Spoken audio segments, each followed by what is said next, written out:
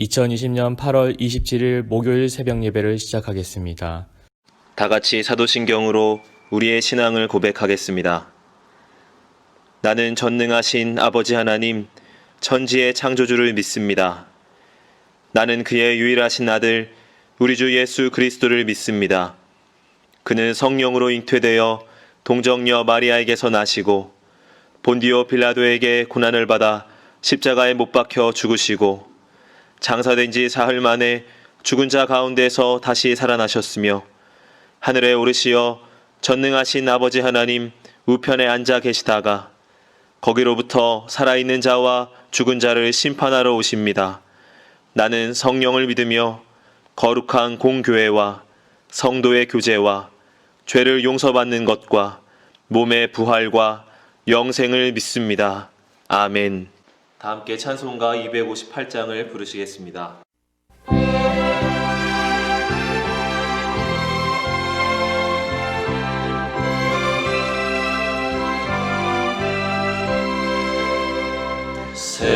샘물과 같은 보혈은 주님의 피로다.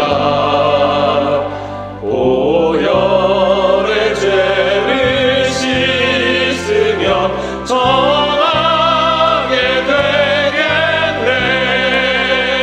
정하게 되겠네.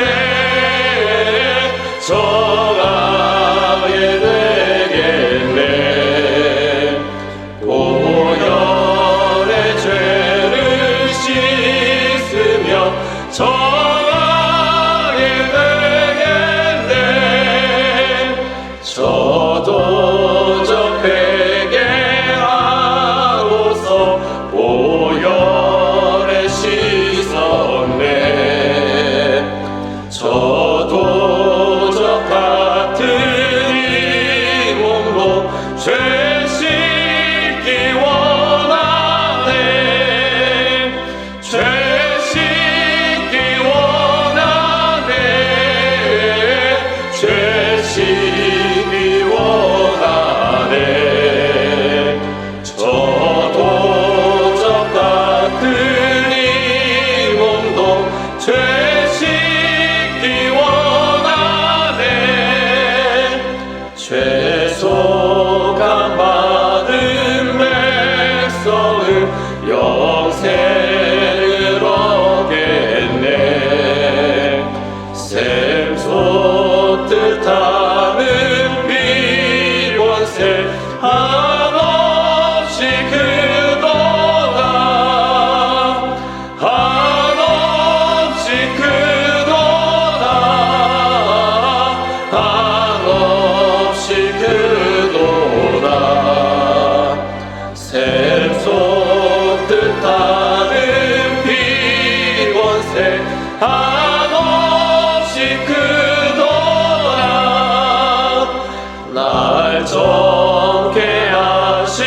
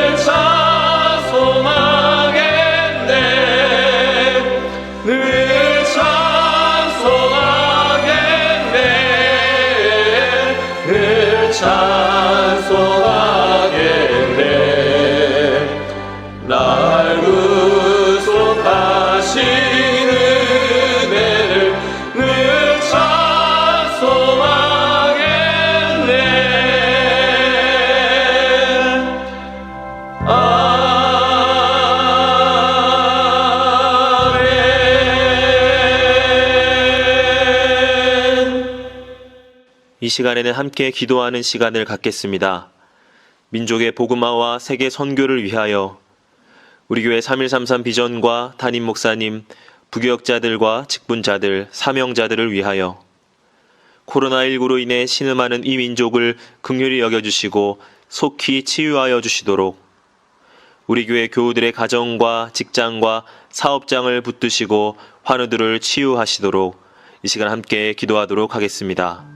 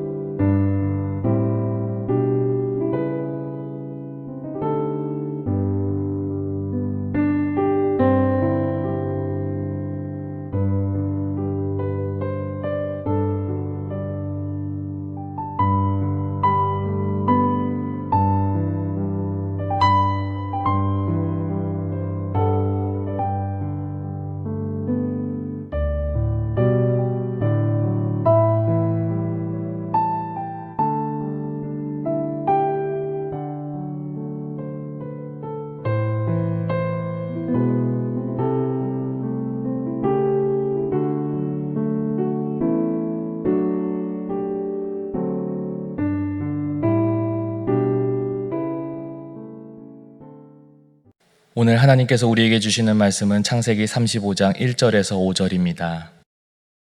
하나님이 야곱에게 이르시되 일어나 베델로 올라가서 거기 거주하며 내가 내 형 에서의 낯을 피하여 도망하던 때에 내게 나타났던 하나님께 거기서 제단을 쌓으라 하신지라. 야곱이 이에 자기 집안 사람과 자기와 함께한 모든 자에게 이르되 너희 중에 있는 이방 신상들을 버리고 자신을 정결하게 하고 너희들의 의복을 바꾸어 입으라.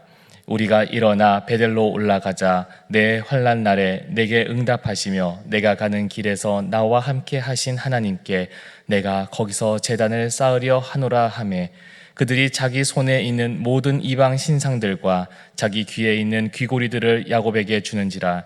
야곱이 그것들을 세겜 근처 상수리 나무 아래에 묻고 그들이 떠났으나 하나님이 그 사명 고울들로 크게 두려워하게 하셨으므로 야곱의 아들들을 추격하는 자가 없었더라. 아멘.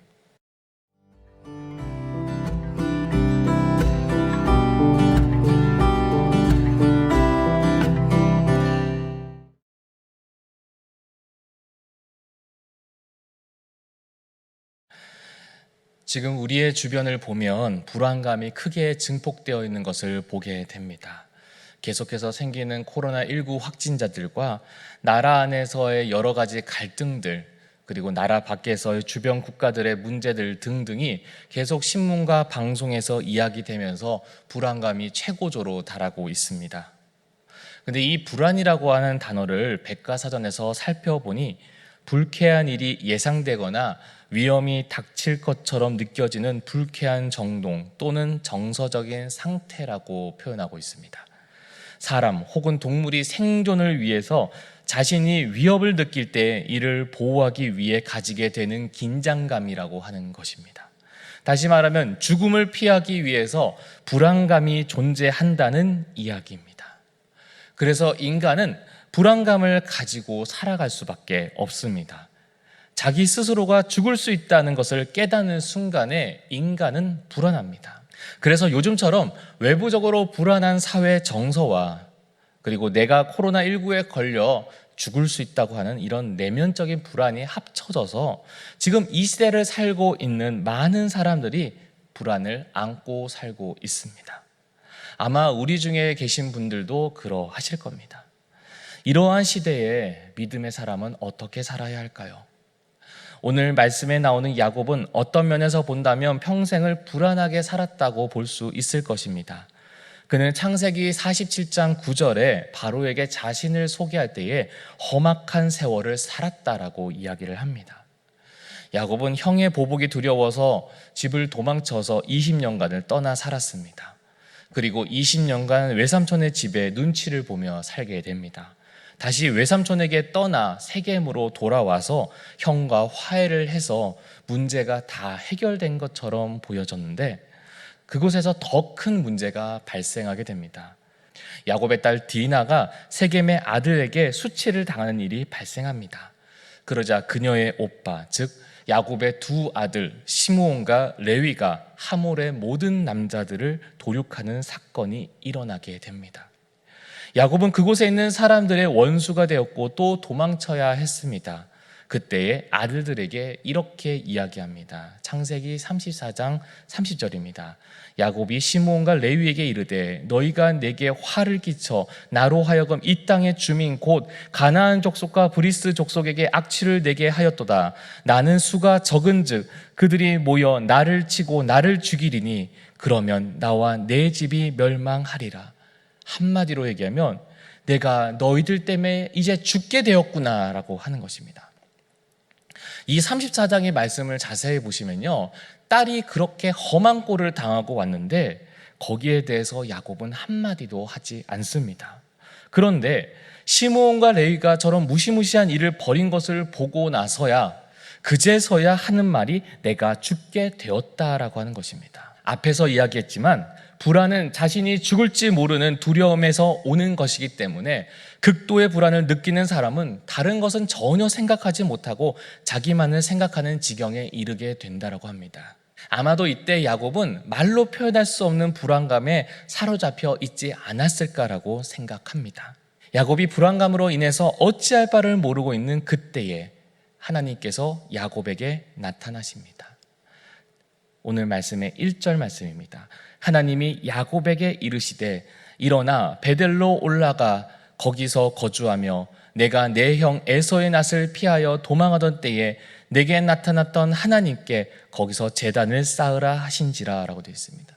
베델에 올라가서 제단을 쌓으라 라고 합니다. 이 제단이 뭡니까? 바로 예배를 드리라고 하는 것입니다. 이것이 극도의 불안감에 사로잡혀 있는 야곱에게, 그리고 이 불안한 시대를 살고 있는 우리들에게 하나님께서 주시는 해결책이라고 하는 것입니다. 이 베델이 어떤 곳인가요? 말씀의 3절의 말씀에 보니까 일어나 우리가 베델로 올라가자 내가 환난 날에 내게 응답하시며 내가 가는 길에서 나와 함께 하실 하나님께 내가 거기서 제단을 쌓으려고 하노라 하매라고 되어 있습니다. 이 베델에 대해서 야곱이 이렇게 얘기를 하는 거죠. 야곱은 전에 형의 보복이 두려워서 도망쳤습니다.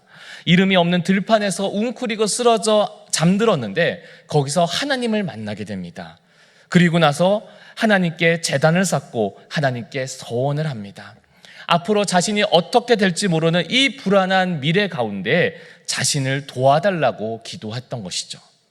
꿈 없는 사람이 꿈을 품었던 곳이, 소망 없는 사람이 소망을 가졌던 곳이, 절망의 사람이 다시 일어설 수 있었던 곳이 바로 하나님을 만나는 자리인 이 베델이었던 것입니다.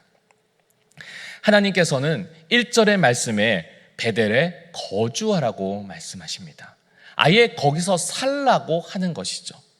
이것은 그냥 일반적으로 우리가 생각하는 집 주소를 바꾸거나 이사를 가라고 하는 것을 의미하는 게 아닙니다. 지금 그의 영이 어디에 있는가를 보여주고 있는 것입니다. 야곱의 영적인 현 주소가, 그리고 야곱의 진정한 삶이 과연 어디에 있어야 하는가에 대해서 말하고 있는 것입니다.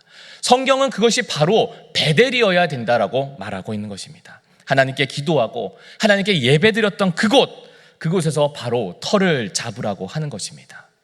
인간은 죽음을 필연적으로 맞이할 수밖에 없는 죄인이기에 자신의 노력으로 해결될 수 없는, 태생적으로 떨쳐낼 수 없는 이 불안감을 해결하기 위해서는 하나님께서 우리에게 주시는 유일한 해답이 바로 생명 되신 주님을 만나는 그 자리에 있어야 된다라고 하는 것입니다. 그것이 바로 예배입니다. 요한복음 14장 27절에 예수님께서 우리에게 이렇게 말씀하십니다. 평안을 너희에게 끼치노니 곧 나의 평안을 너희에게 주노라. 내가 너희에게 주는 것은 세상이 주는 것과 같지 아니하니라. 너희는 마음에 근심하지도 말고 두려워하지도 말라. 세상도 우리에게 평안을 주기도 합니다.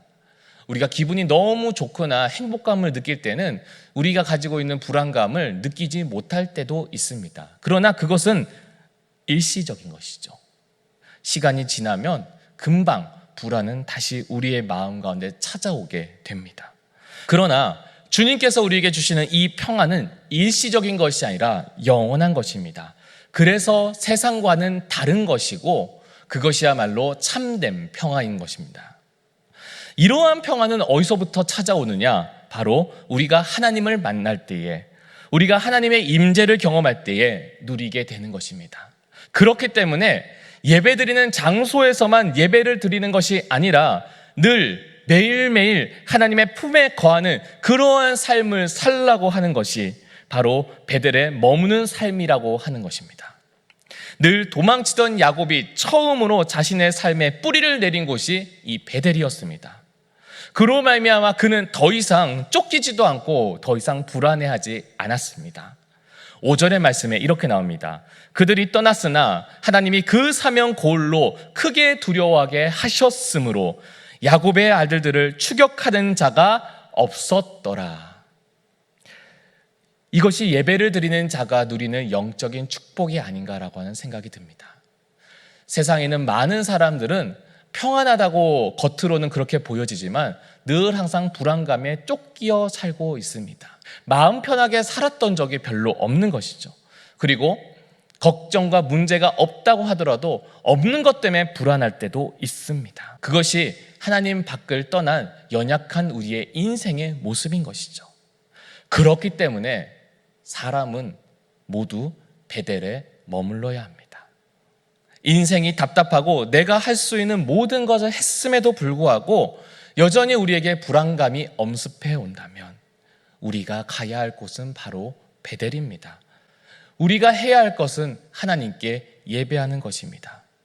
그렇기 때문에 오늘 우리가 이 말씀을 기억하면서 불안이 넘쳐오르는 이 어려운 시대 속에서도 우리가 있는 예배의 자리를 포기하지 않으시고 늘 항상 우리가 예배하는 예배자의 마음으로 살아가시기를 힘쓰시는 저와 여러분이 되시기를 간절히 소망합니다. 주신 말씀을 생각하며 잠시 묵상으로 기도하겠습니다.